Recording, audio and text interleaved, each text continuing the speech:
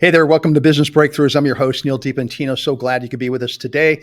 Have a great guest with us. So we've been chitting and chatting here for actually, this is kind of the second time we've had a conversation. And I find him to be a very interesting person. But one of the things that really I'm really super excited about is that, he has a really great sales plan we're going to share with you today. Some people were born to sell. And our guest today, I mean, he sold everything. He sold candy at school recess. He's sold landscaping services, baseball cards, athletic shoes. He sold door to door, and he's created a strategy and tactics from his experience that he's going to share with us today. Please welcome to the show Jermane Cheathem from Creators Learn. Hey, Jermane, how you doing, buddy? I'm good, Neal. Thanks for having me, man. I appreciate it. You betcha. You betcha.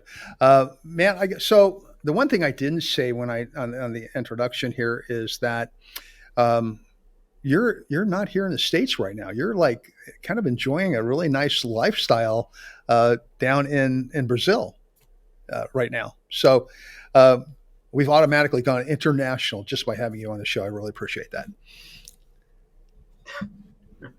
Yeah, it's like, why wouldn't you if you have the ability to travel around the world with technology and businesses, as far as I'm concerned, is a mobile thing, and that's the way it should be. Absolutely. Fantastic. So I mentioned that you were born to sell. You've been selling for a long time. You've been in the finance business. You've done a lot of different things. I mean, even though you have that young boyish look, I mean, you've been around the block a few times. You've done a lot of work. You've done a lot of your homework on how to sell stuff, and you've created some tactics and some programs that have worked for you, and you're sharing that now with other people. And we want to get into that. But before we do, we just want to learn a little bit more about Jermane. Tell us a little bit about yourself. Well, I'm definitely not a born salesperson. This is an acquired trait. From really a place of fear and a place of, I had to learn how to sell because I wanted freedom. And the best way to get freedom is get into sales, because you really can write your own check and you really can create whatever you want, versus other roles in the business world, you're somewhat confined. And so sales gave me that freedom. It gave me that autonomy that I always wanted, but I was never a natural salesperson. I always thought that I would be, in a cubicle somewhere crunching numbers. And I just used sales as a catalyst for me to create that financial freedom. And then at a certain point, it was like, well, I better do this on my own. I better start my own business for the ultimate entrepreneurial freedom, where I can travel and not be beholden to anybody else's policies, rules, or procedures. So, what I stand for is freedom and growth in all realms of life. And I believe that since we all die, it's our responsibility to find ways to make us free and make us feel alive and make us feel happy. And it's on our shoulders. It's no one else's fault. And I always believe that entrepreneurship and sales is like one of those lead dominoes that allows you to grow personally and develop personally, because you're actually doing the hard work. It's not something you read in a book. It's something that you experience in real life. And so I've always loved entrepreneurship and sales from that particular aspect.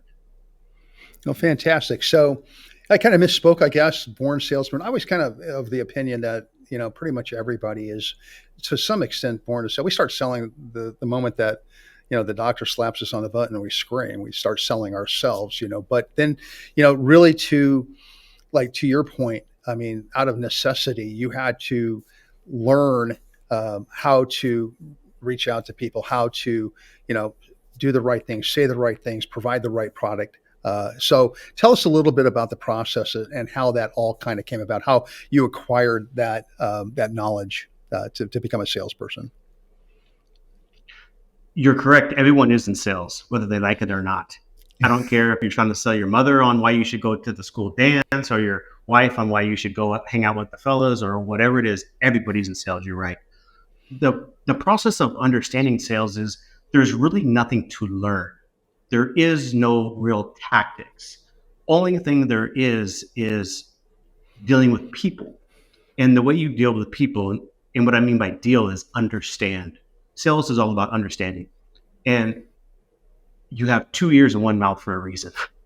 So when you listen and you pay attention and you're authentically curious about the other person, and their situation. And if you can provide a solution to their situation, that is the essence of sales. I'm not trying to sell you anything. You already decided in your mind that you wanted to buy something that was going to alleviate your problem. And if I have that solution, I'll present it to you. I'll let you know about it. But there's no convincing, coercion, or anything of the like. Sales is like one of the most natural, simple things you could ever imagine, but most people make it more difficult than it needs to be. Really, what's more important than how to sell is what are you selling? Because when you pick the right thing to sell, it makes your life a lot easier. And you don't have to spend as much time, resources, emotional and financial, trying to sell stuff if you pick the right thing to sell. And then also, one of the most important leverage points is who you're selling to. So, most people are really concerned about the tactics of what to say, but really it's what are you selling and who are you selling it to is the most important questions you can ever answer.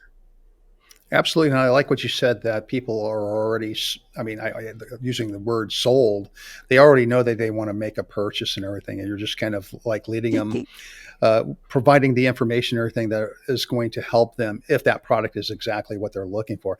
I think that, in my experience anyway, a lot of people who really, they think you have to have the gift of gab. They think you have to, be able to persuade people to do things that they don't want to necessarily do. And that's the description of a salesperson. But something that you said that I totally believe in is that you're here to provide a solution for somebody who has a specific problem. And if your solution is what that person needs, then that person will make that purchase. Do you agree with that? Possibly, they might make the purchase, they may not. That is not your goal. Your goal is not to make people make the purchase. Your goal is to provide help. That's it. And so some people will and some people won't.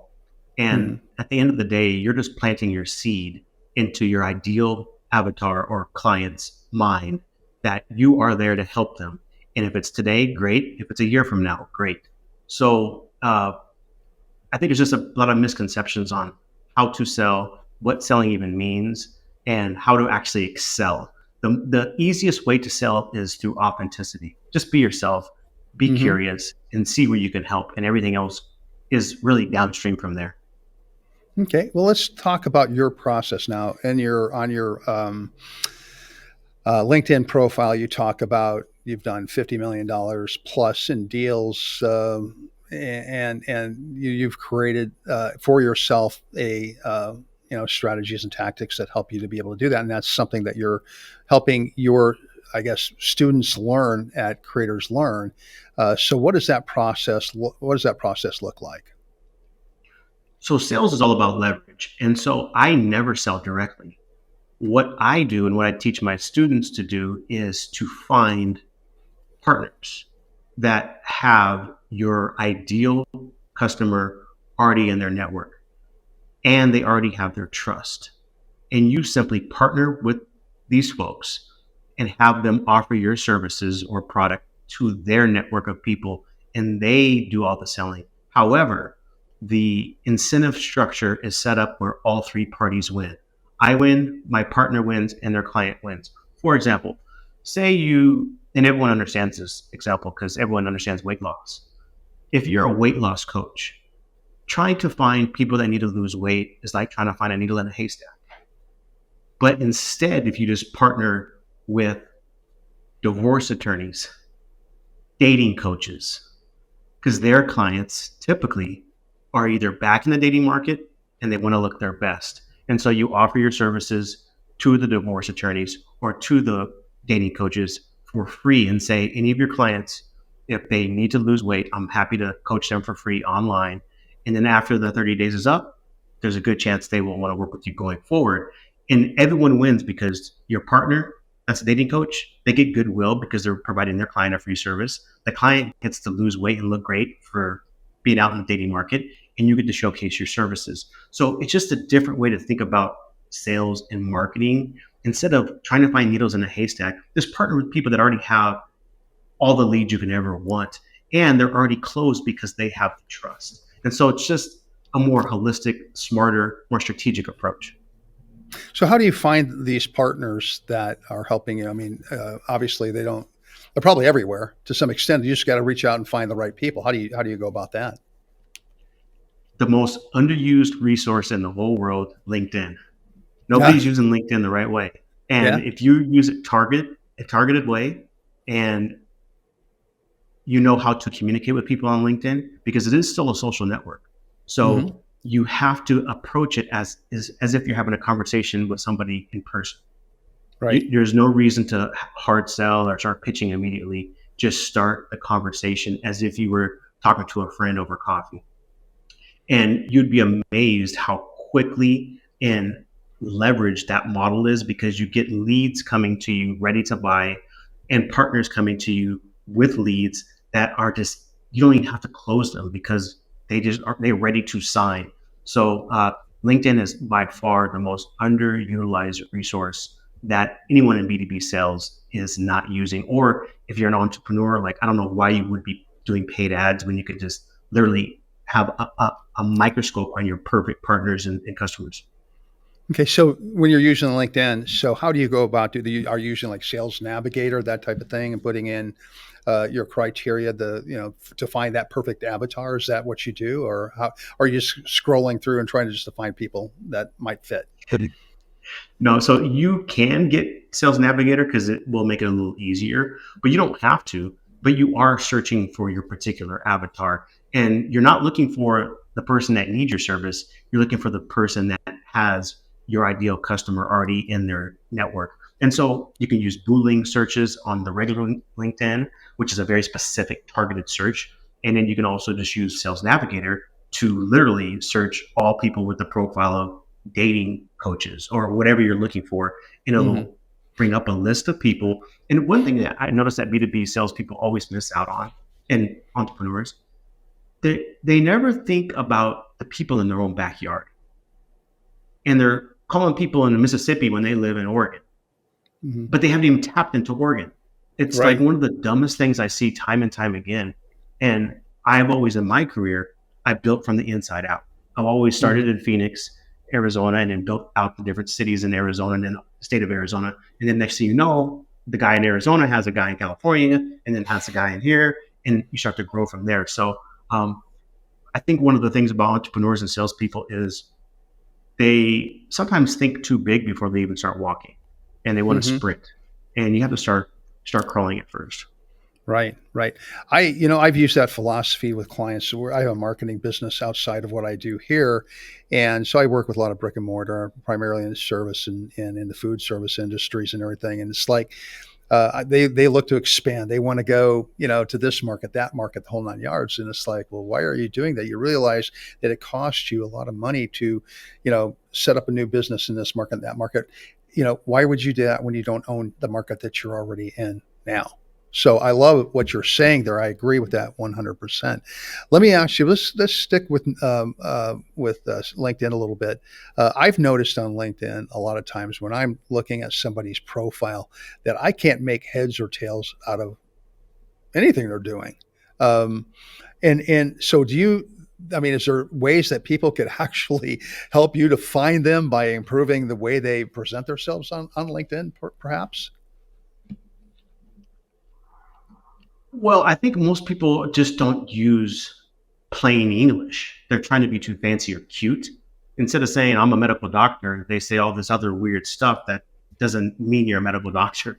So I think it's the most important thing on LinkedIn is just use plain language that a 5-year-old would understand. Number one, and number two is when you're actually looking for what I call these MVPs, most valuable partners that have your clients, you want to approach them not from a lens of, hey, I'm here to sell you this thing. So sometimes it's smarter on your profile to just have a more low key approach where you're not advertising that you're going to sell them this thing, because there might Hmm. be a good chance they don't want to connect with you. They don't want to start a conversation with you because you already planted the seed in their mind that you're going to be selling them something, and no one Right. wants to be sold. Right. Right. So they figure you're going to hammer them day in, day out with some kind of something, whatever it is, whether they, and a lot of times that happens and people, you haven't, these people haven't done their investigative work. They don't know that this is really a fit for them anyway. No, without question. Yeah. So, unfortunately, a couple of bad apples will ruin it for everyone else. But, I've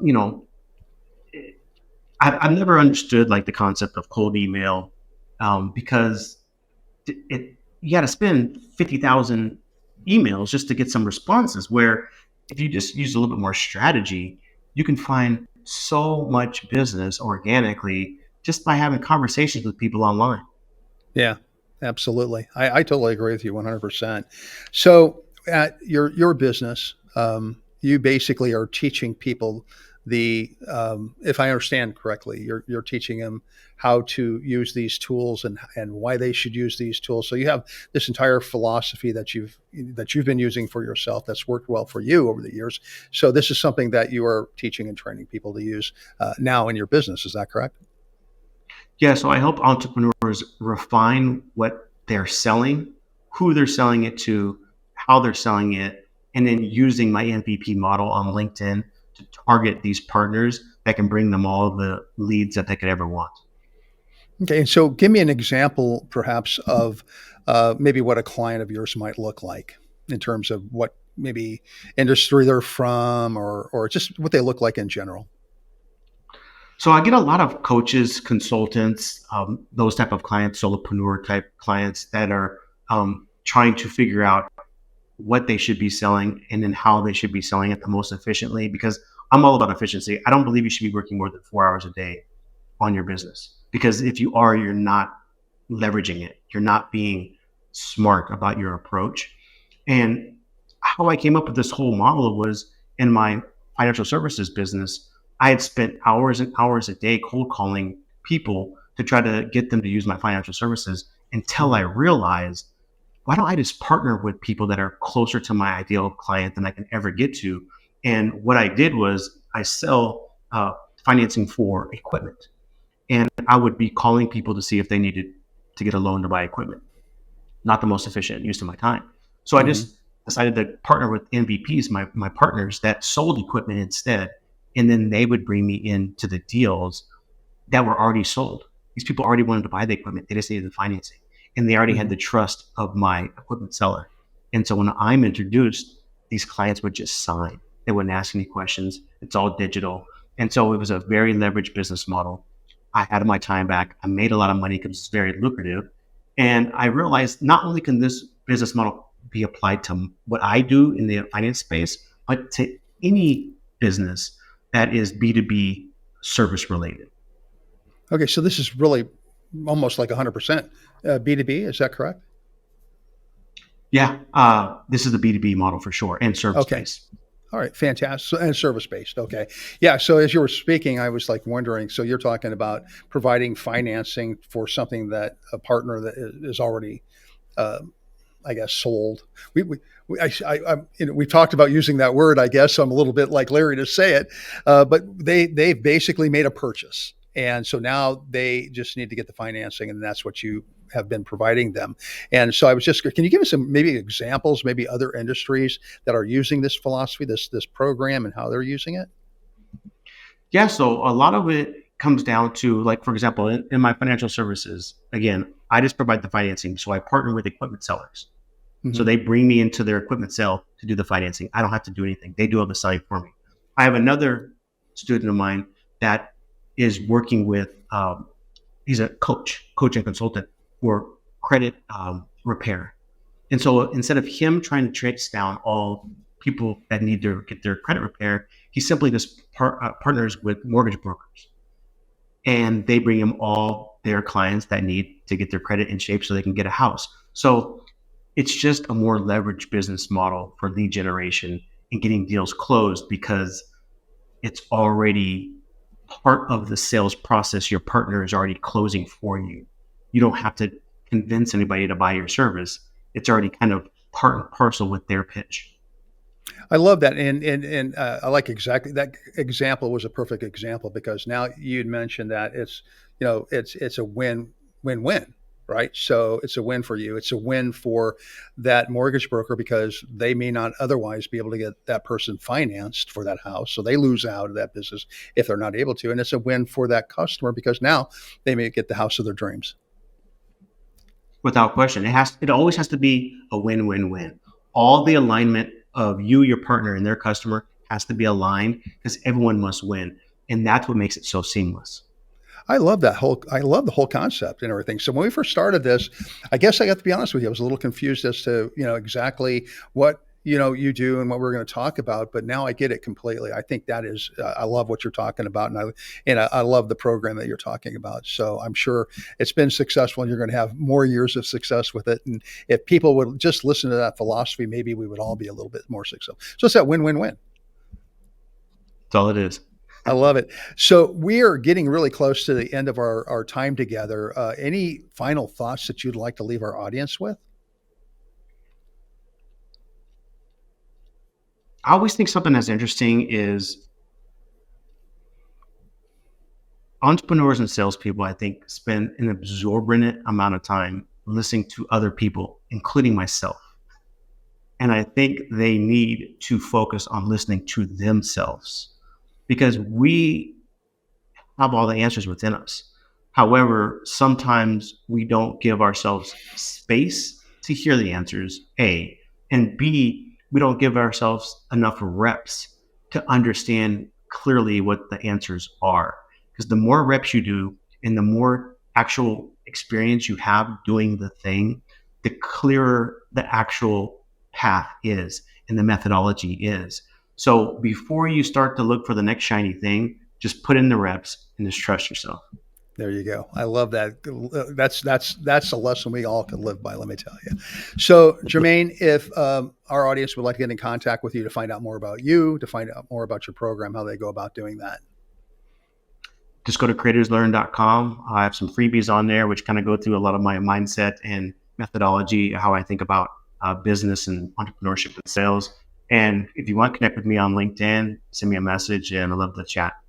There you go. I love it. Jermane, thank you so much for being on the show. You're a wonderful guest and, good luck. Enjoy your time down in Brazil. It sounds like you're having a wonderful time. And I have to admit, I'm a little jealous.